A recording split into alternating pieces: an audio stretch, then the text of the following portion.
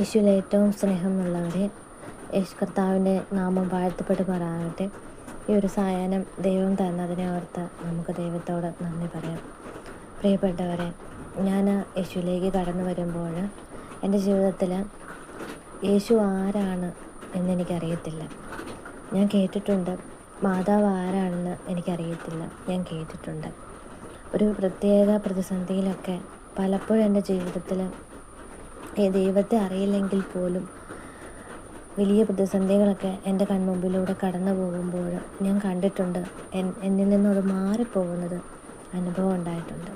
പക്ഷെ പ്രത്യേകമായിട്ടൊരു പൈശാചികമായിട്ടുള്ള ഒരു അരൂപിയിൽ, ആ പൈശാചികതയുടെ അടിമത്തത്തിൽ കഴിഞ്ഞിരുന്ന എനിക്ക് തമ്പുരാൻ എളിമയെന്ന പുണ്യം നൽകിയത് നമ്മുടെ പ്രിയപ്പെട്ടവർക്ക്, അല്ലെങ്കിൽ നമ്മൾ ഏറ്റവും അധികമായിട്ട് നമ്മുടെ ജീവിതത്തിൽ സ്നേഹിക്കുന്നവർക്ക് വേദനയും വിഷമങ്ങളും ഒക്കെ, രോഗങ്ങളും ഒക്കെ, ദുഃഖങ്ങളും ഒക്കെ കൊടുക്കുമ്പോഴായിരിക്കും.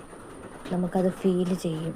ആ സമയത്ത് അത്രയും കാലം നമ്മൾ ദൈവത്തെ വിളിക്കാത്തവരാണെങ്കിൽ ഒരു പക്ഷേ അറിയാതെ ദൈവത്തെ വിളിച്ചു പോകും. അങ്ങനെ ഒരു സിറ്റുവേഷനിലൂടെയാണ് ഞാനും കടന്നു പോയത്.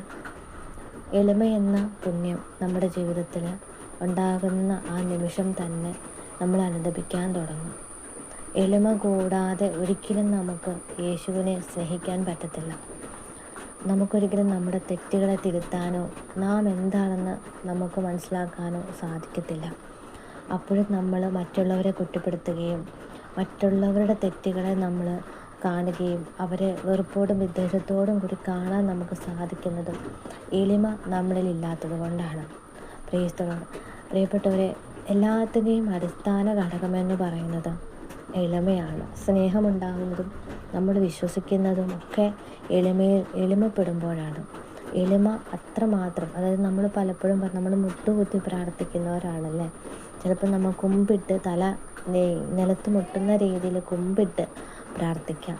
ഇതൊക്കെ നമ്മൾ ദൈവത്തിൻ്റെ മുമ്പിൽ നമ്മളൊന്നുമല്ല എന്ന ഒരു വലിയൊരു അടയാളമാണ് എളിമയിലൂടെ നമ്മൾ കാണിക്കുന്നത്. Praise the Lord, hallelujah.